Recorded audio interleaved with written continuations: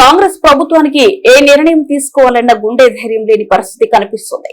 ఉద్యమకారుల విషయమైనా ఉద్యోగుల విషయమైనా సరే కమిటీల పేరుతో కాలయాపన చేస్తుంది. 317 జీవోపై వేసిన కేబినెట్ సబ్ కమిటీ 317 జీవోను సవరిస్తూ మధ్యంతరంగా 190 జీవోను తెచ్చింది.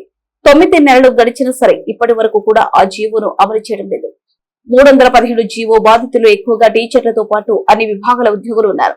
వారిని స్వస్థలాలకు పంపిస్తామని, అవసరమైతే సూపర్ న్యూమరీ ఉద్యోగాలు క్రియేట్ చేస్తామని చెప్పారు. జీవో గడువు 3 ఏళ్లు మాత్రమే ఉంటే ఇప్పటి వరకు ఒక్కరిని కూడా బదిలీ చేయలేదు. జీవో 25 రేషనలైజేషన్ తో సంబంధం లేకుండా 190 జీవో అమలు చేయాలి. అవసరమైతే సూపర్ న్యూమరీ ఉద్యోగాలు క్రియేట్ చేయాలి.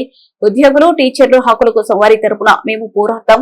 తెలంగాణ రక్షణ సేన చీఫ్ కల్వకుంట్ల కవిత.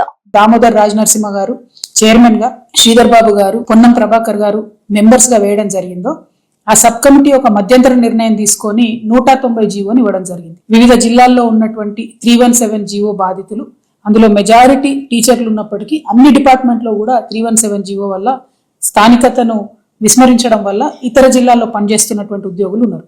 వాళ్ళందరినీ కూడా వాళ్ళ స్వస్థలాలకు పంపిస్తామని, అవసరమైతే సూపర్ న్యూమరీ పోస్టులు కూడా క్రియేట్ చేసి పంపిస్తామని చెప్పి ఈ ప్రభుత్వం మాట ఇవ్వడం జరిగింది. ఆ GO validity only 2 or 3 years అని క్రిస్టల్ క్లియర్ గా చెప్పినారు జీవోలో. కానీ 9 months ఇప్పటికే అయిపోయింది. ఇప్పటి కూడా ఒక్క ఉద్యోగం కూడా ట్రాన్స్ఫర్ చేయలేదు. ఏ పైరవీల కోసం ప్రభుత్వం ఆగుతుందన్న విషయం స్పష్టంగా చెప్పాలి. ఉద్యోగులు, ఉద్యోగ సంఘ నాయకులు ఈ అంశం మీద ప్రభుత్వాన్ని నిలదీయాల్సిందిగా నేను మిమ్మల్ని రిక్వెస్ట్ చేస్తా ఉన్నాను. మీ వెనక తెలంగాణ రక్షణ సేన ఖచ్చితంగా నిలబడుతుంది. ఏ ఉద్యోగి హక్కులు పోయినా కూడా మేము చూస్తూ ఊరుకోము. ప్రభుత్వానికి మేము హెచ్చరిక చేస్తా ఉన్నాం.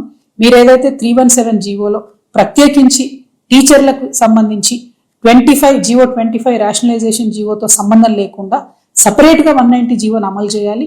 అవసరమైతే వారికి సూపర్ న్యూమరీ పోస్టులు క్రియేట్ చేసన్న స్వస్థలాలకు తీసుకురావాలి. మిగతా డిపార్ట్మెంట్లో ఉన్న 317 జీవో బాధితులందరికీ కూడా డైరెక్ట్ గా మీరు ట్రాన్స్ఫర్ చేసే అవకాశం ఉండి కూడా 9 months నుండి చేయడం లేదు. ఖచ్చితంగా ట్రాన్స్ఫర్లు వెంటనే చేపట్టాలి. తెలంగాణ రక్షణ సేన నుంచి ప్రభుత్వానికి హెచ్చరిక చేస్తా ఉన్నాం. మీరు త్వరగా ఇది చేయకపోతే మేము కార్యక్షేత్రంలోకి దిగాల్సి వస్తుంది, ప్రజా ఉద్యమాలను నిర్మించాల్సి వస్తుంది.